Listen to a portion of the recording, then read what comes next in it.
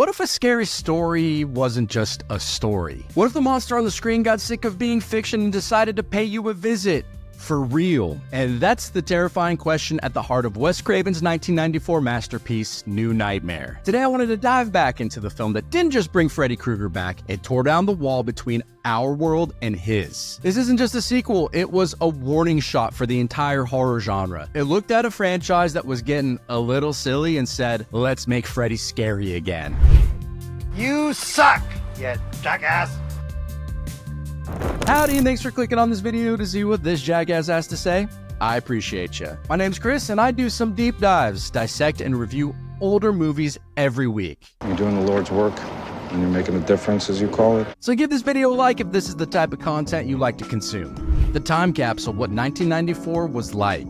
Alright, so let's set the scene. The year's 1994. Forrest Gump's telling us life is like a box of chocolates, Pulp Fiction's making non-linear storytelling cool again, and The Lion King's dominating the box office and traumatizing kids for generations. In the world of horror, Freddy Krueger was, well, he was kind of a joke. After a bunch of sequels, he'd become a stand-up comedian with knives for fingers. He had rap albums, a goddamn TV show, lunchboxes. The dude went from being pure nightmare fuel to a Hot Topic mascot. And the series had officially ended with Freddy's dead. So when Wes Craven, the mad genius who created him, announced he was making another one, people were rightly skeptical. And when it came out, it didn't exactly set the world on fire at the box office. It made about $19.8 million worldwide, which made it the lowest grossing film in the series easily. It also had the bad luck of opening against Pulp Fiction, which probably didn't help, so it really was kind of a misunderstood flop. But the critics, they got it. The legendary Roger Ebert said it was a better movie than Scream. I don't know about that. But he saw that Craven was doing something special, something way ahead of its time, and over the years fans have come around in a big way. What was once seen as the weird, forgotten sequels, now considered to be by many one of the best films in the entire franchise. The deep dive, the film's DNA.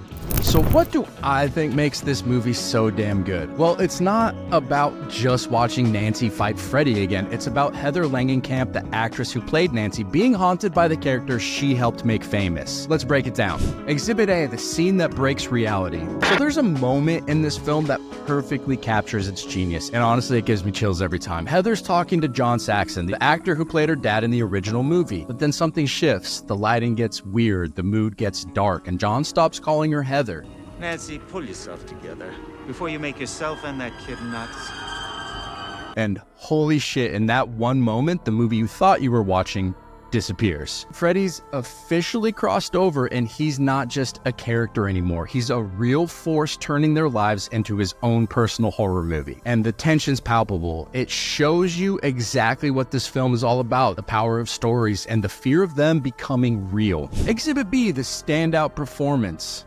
You know, the heart and soul of this movie is easily Heather Langenkamp. If you think about it, she's not playing a character, she's playing a version of herself. And I think that's an incredibly weird and difficult thing for an actor to do, but you know what? She nails it. As a viewer, you really feel her frustration with being typecast as a scream queen, and you absolutely feel her terror as a mother trying to protect her son from a literal demon. Without her believable performance, the whole meta premise would absolutely fall apart. She makes you believe that this impossible thing is actually happening.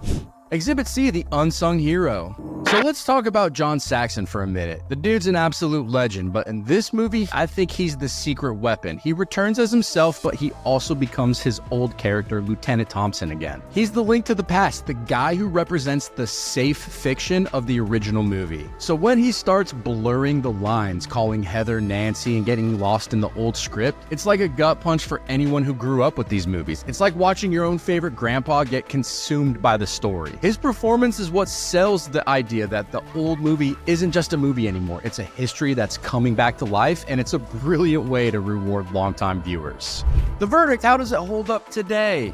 Alright, if we're being real, I grew up with this stuff, so I've definitely got those rose-tinted glasses on. I think this movie's easily one of the best in the original Nightmare series. The new Freddy design is kick-ass. He's not a cartoon anymore. He's this towering demonic figure in a trench coat, and the fact that his glove is now part of his hand is just brutal. I love that this isn't even the same Freddy from the movies. It's an ancient evil that has taken his form. Really, it's a brilliant idea. But watching it in 2025, you can see some of the cracks. The pace pacing's a little off sometimes, and you can tell Wes Craven had ideas that the technology of the 90s just couldn't quite pull off. Overall though, I'd still give it a solid 7.5 out of 10. I had a blast going back and watching this. But does it age like wine or milk? Definitely wine. The practical effects have a wonderful, charming 90s feel to them that I just love. The story about a creator being haunted by his creation and the lines between fiction and reality blurring is more relevant now than ever. In an age of endless reboots and multiverses, this movie feels kind of like a prophecy.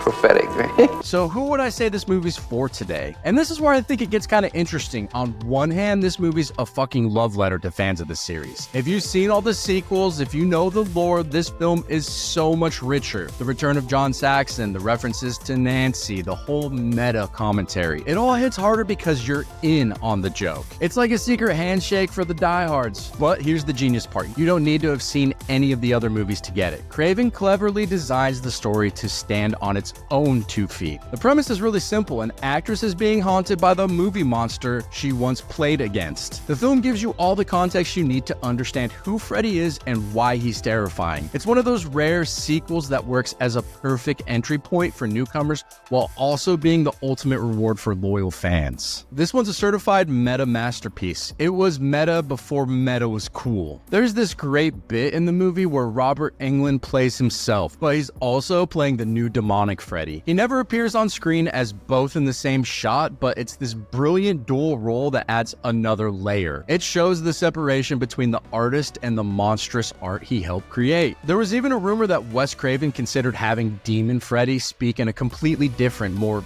ancient sounding voice, but they ultimately decided to keep Englund's iconic tone just a little deeper and more menacing. The movie's also a deep commentary on fandom itself. Freddy's a symbol of the fan base that refuses to let the past go, demanding the same thing over and over. The demon that takes the shape's literally powered by the story's continued existence. So in a way, the film saying that the fan's obsession is what keeps the monster alive kind of makes you think, right? At the end of the day, Wes Craven's New Nightmare is more than just the 7th installment in a slasher series. It was a game changer. It was Wes Craven looking at the monster he created and the genre he helped define and taking a scalpel to both of them. It laid the groundwork for Scream and the entire wave of self-aware horror that followed. I think it's pure 90s fun, but it's also a smart, dark, and scary as hell story that's absolutely worthy of multiple viewings. But that's just my take. For all the diehards out there, I want to know, what's the definitive ranking of a Nightmare on Elm Street movies? Where does New Nightmare land on your list? Is it in the top 3? I'd put it at number 2. And hey, if you dug this deep dive, do me a solid and hit that subscribe button. Let me know what movie you'd like to see me tackle next week. As always, the opinions in this video are mine and mine alone, but what do I know? I'm but a mere jackass. I'll try to do better next time.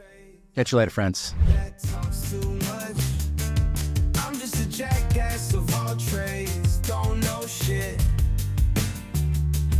I keep on talking, acting like I'm so legit.